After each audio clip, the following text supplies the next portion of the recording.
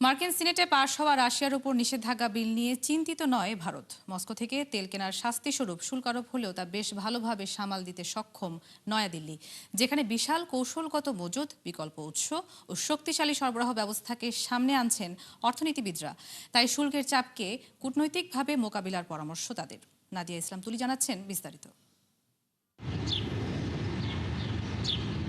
রাশিয়াকে চাপে রাখতে মার্কিন সিনেটে পাশ হয় নিষেধাজ্ঞা সংক্রান্ত এক বিল, যার আওতায় দেশটি থেকে তেল কিনলে শাস্তিস্বরূপ বসতে পারে শতভাগ শুল্ক। জানিয়ে ভারতের চিন্তিত হওয়ার কারণ দেখছেন না অর্থনীতিবিদরা। এর পেছনে বেশ কিছু যুক্তি তুলে ধরেন তারা, যেখানে প্রাধান্য পাচ্ছে আর্থিক ছাড়ে রুশ তেল কেনার বিষয়টি। তাদের মতে শুরুর দিকে রাশিয়া থেকে প্রতি ব্যারেল তেলে 15 থেকে 20 ডলার ছাড় পেত ভারত, কিন্তু বর্তমানে সেই ছাড় উল্লেখযোগ্য হারে কমে দাঁড়িয়েছে মাত্র 2 থেকে 3 ডলারে। ফলে 150 বিলিয়ন ডলারের তেল আমদানির তুলনায় বছরে সাশ্রয়ের পরিমাণ মাত্র 2 থেকে 3 বিলিয়ন ডলার, যা প্রায় $4.25 ট্রিলিয়ন অর্থনীতির বিচারে একদম নগণ্য। অন্যদিকে ভারতের জন্য আমদানি উৎসের চেয়েও বড় বিষয় বিশ্ববাজারে তেলের গড় দাম। ব্যারেল প্রতি $10 বাড়লে বার্ষিক খরচ বেড়ে যায় $15 বিলিয়ন, যার প্রভাব মোকাবিলায় বিশাল কৌশলগত মজুদের ভান্ডার গড়ে তুলেছে দেশটি।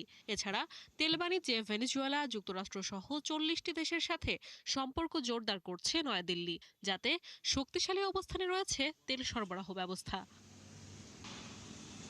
এরই মধ্যে ডলার নির্ভরতা কমাতে ও মার্কিন আর্থিক ব্যবস্থার চাপ সামলাতে বিকল্প আন্তর্জাতিক লেনদেন ব্যবস্থা তৈরি করেছে ভারত। বিদেশি ব্যাংকগুলো যাতে ভারতীয় ব্যাংকে দেশটির মুদ্রার রুপিতে লেনদেন করতে পারে, সেজন্য ভস্ত্র অ্যাকাউন্ট চালু করে দেশটির কেন্দ্রীয় ব্যাংক। ফলে এমন সব ব্যবস্থায় বিঘ্ন ঘটছে না জ্বালানি নিরাপত্তায়। তাই মার্কিন শুল্কের চাপ কূটনৈতিকভাবে সমাধানের আশা অর্থনীতিবিদদের। নাদিয়া ইসলাম তুলি, ৭১।